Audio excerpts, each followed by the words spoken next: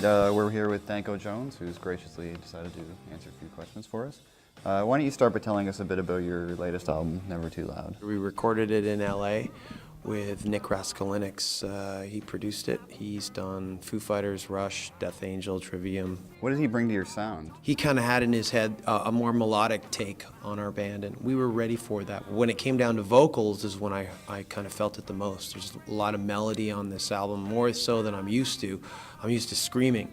How do you maintain living the rock and roll lifestyle, I guess you could call it? Is it hard, or is it? Yeah, it's really hard. Being away from, family and friends for months at a time takes its toll. The people who glamorize it and talk about how great it was, that was because their tour lasted for 4 days. But then they got to go to work, in 4 or 5 days. I always notice those are the people who try to live it.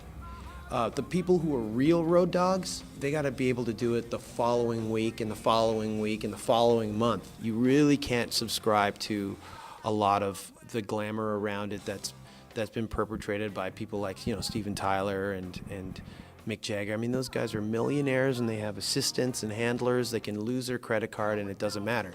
We lose a credit card, we're screwed.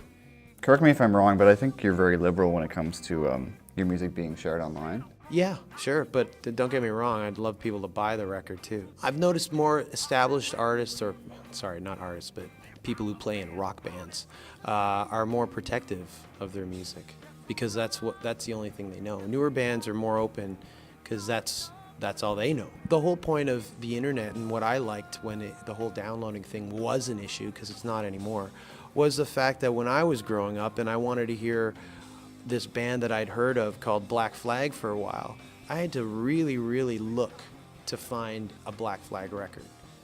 Nowadays, a kid can just type in Black Flag on a file sharing application and they can pretty much get the whole discography.